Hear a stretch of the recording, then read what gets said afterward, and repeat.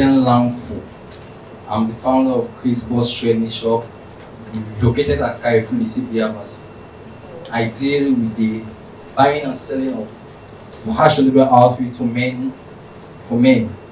So I started off my business in 2019 on the street as a hawker. So in September of 2021, I was able to set up one shop for my savings and the help for my family members. So the main objective of my business is to cut down customers' dissatisfaction by providing them with good quality outfits at affordable prices, so as to make them look good in their workplaces, their business zones, when going for parties and coming for events like this. So I mostly target the usual age group between the ages of 18 and 30, since young people have high taste for fashion. And I also target low collar job workers, since they are so since because of the busy work schedule, hardly enough time to go out there and purchase outfits by doing them deliveries at their doorsteps. Payment is via physical cash or MTN or mobile money. Since fashion is a trend and many people are involved into it, the level of competition there is so high. So God bless fashion shop near me is my biggest competitor.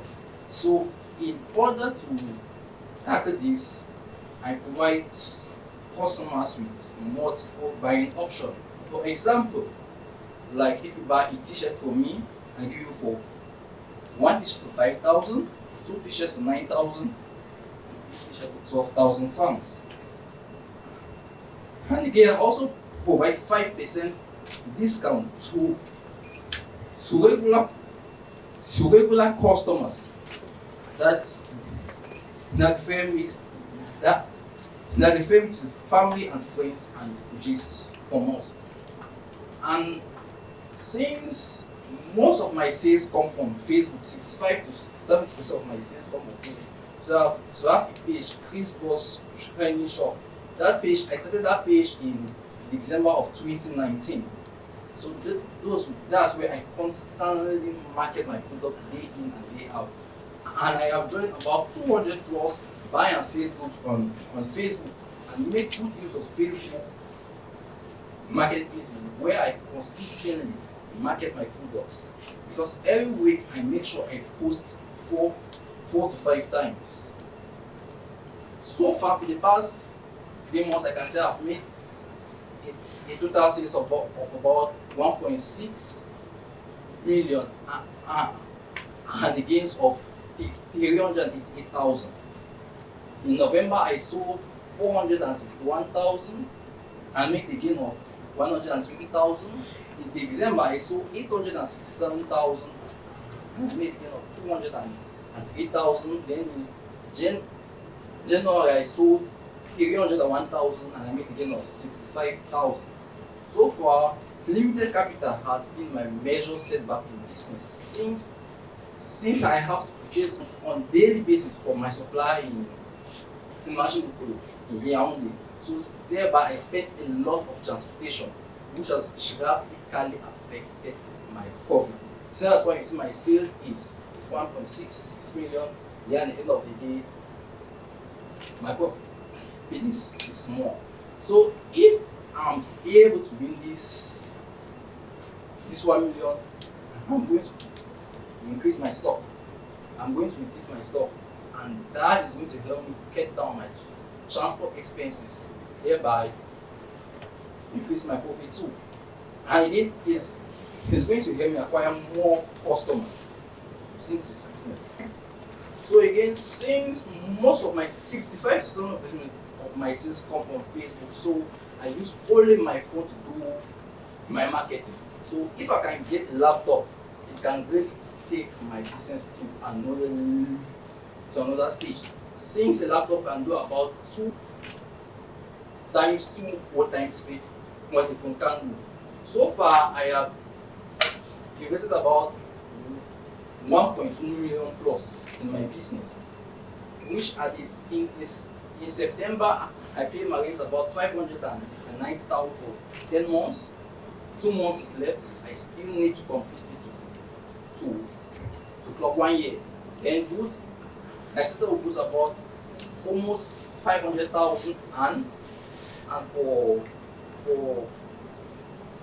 carpentry, lighting and other things, I spent about 180,000 pounds plus. That was at this setup phase. So along the line, towards December, I had to pump in about 200,000 pounds in the business again. Yes, because actually I started off selling men and women, but along the line I stopped women stuff. So now I focus mainly on men stuff. So thank you for this opportunity.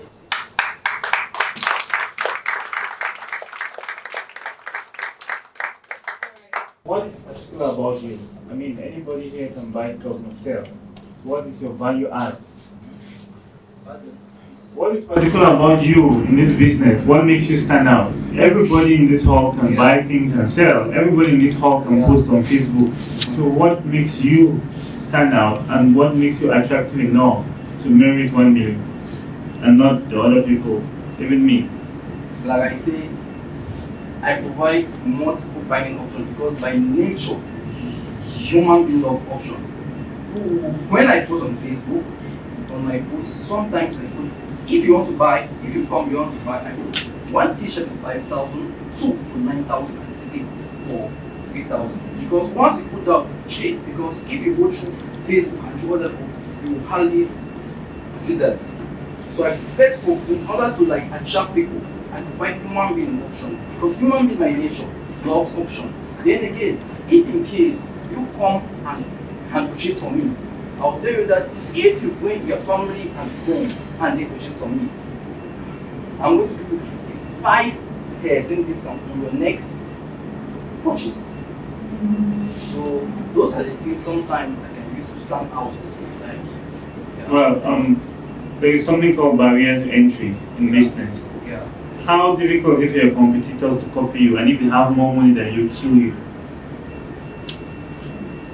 If they have more money, let's say there's a competitor around you. Yeah, there's a competitor around me. And then the person already is well funded. Maybe the person has 10, 20 million. And then the person just sees what you're doing and decides to copy it and launch next to you with a better shop. Offer the same things you're offering. Also post on Facebook. Hire more people to post on Facebook. How are you going to cope with that? First of all, I'm going to seek training. Maybe on customer acquisition skill, on business achievement, on financial management. That's the first thing. Because if I discover that you do the same thing, I have to go and study again. Like, before I started, I see the series of garbage champion. So, if in case that happens, I just have to go and see the series and see how, see, this man is doing more than me. I want to learn more how to acquire more customers on expanding my business, and how can I be able to stand out from him?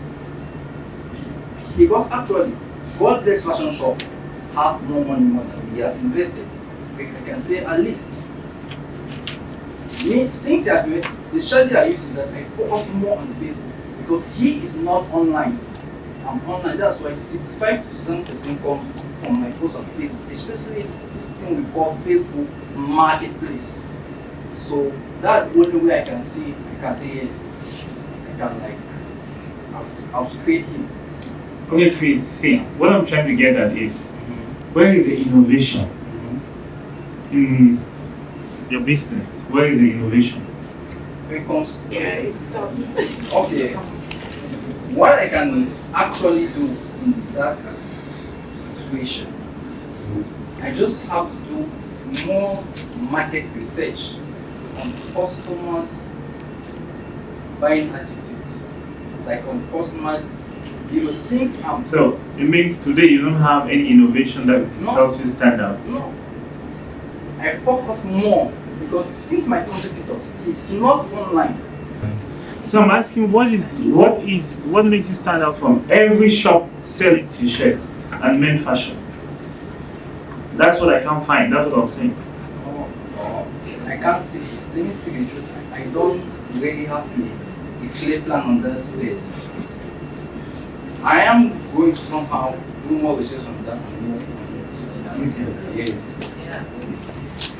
So, Chris, what I really like about you is kind of like your marketing strategy. I think you're very good in marketing. Yeah, but so as Chechi rightly said, I think you need to actually look for some innovative ideas. Look like the dress I'm putting on, right? It's a Ghanaian that's sewing this dress. So when Cynthia came in, the first thing is kind of like she was taking pictures of the dress, right? So you already have these marketing skills, and you're actually doing well because even your sales, you see, kind of like. But believe me, if you work with maybe some local tailors around, they can actually sew you dresses at very low prices. That with your marketing skills, I believe there is a guy you go places. Is that okay? So my only advice to you would be that go look for some kind of like you're already doing well in what you're doing. So if you really want money, what you're doing is good. Is that okay? But I think you can do more in helping our country. Is that okay? There are a lot of tailors around who cannot market the way you're able to do. So if you can collaborate with them, there are people that can actually, like, you can even make your marketing, your business around marketing. Where what you do is that you open your shop, you ask all the tailors around, maybe they come and register, and they just put their dresses there and you market for them. So I think you really need, you're good at marketing. So do something with it. Yes. Is that okay? Because my kids' brother is doing this thing, fashion design. Because I send him to study fashion design so that in the future he will come down to Yahoo. He's in Bamenda. He's now in his first year, 1 year plus. So because actually I'm not sponsoring in Bamenda. So after he's finished, I will come down. I will set up his own shop just near my, since I have the space. I have a lot of space. So that is my actual plan. Because since I'm doing this importation, but I know that in the future I have to mix. So that's the main reason I sent to study fashion design. So at the end they will come then, both of us also will be in only then we'll see how I can move on there. Thank you. Good for you, Chris. So I'm really very happy with what you're doing. Okay. Chris, this is a very, very good pitch, right? Yeah. Do not see this in tutoring. See your value proposition, right? This is a very, very good pitch based on facts and a lot more, right? Since there's been a lot of this thing, commentary around this thing, creativity, I won't go into that. You mentioned that you decided some time back to drop women's wear, right? What was the motivational factor? There is a basis for that choice, because I know women's wear is actually relatively cheaper, and women tend to actually buy a lot more frequently. Yeah. What is the motivation for that choice?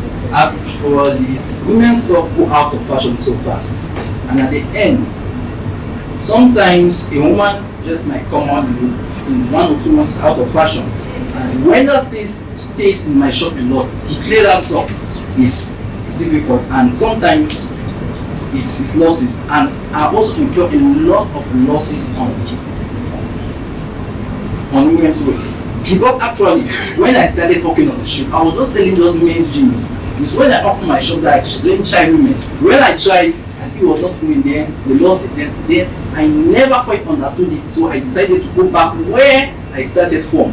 So I just chose women's stuff just from September to December, and I stopped it. Because it was not my thing. I was just trying it, but I tried, it was not my thing. The fashion, all these women can testify. If a girl comes after 2 months, someone is out. And if you say you cannot sell it. At the end, if you have to clear it off, you are going to clear it off at the giveaway price. At the end, you are going to incur a lot of losses. So that's why I dropped men's stuff. So that's why I'm now focus mainly on the men, because the men jeans can be in your shop for 6 months. You can still say that for 10,000, 12,000. But for men's stuff, it can never happen. So That's it. That's what Was it possibly also because you were actually sort of giving out stuff for free? To the women. Yeah. I learned one business. Emotions don't solve problems. Emotions. When you are doing the business, keep away emotions, because if you keep like you are going to dash out stuff. That's what it's happening. Job. Emotions don't solve business issues. Even if you're facing with help, emotions don't solve. So when it comes, I keep feelings aside and connection with business. I can't just Thank you.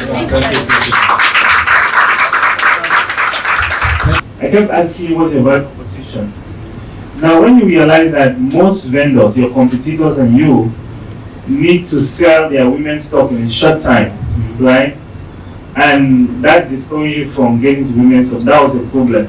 Now, if you figure out how to solve that problem where you could get women's stock and still distribute it very fast in that short time, then you have created a value proposition that nobody else has. That's what I was getting at. Okay. Thank you. I'm going to work on it. Thank you.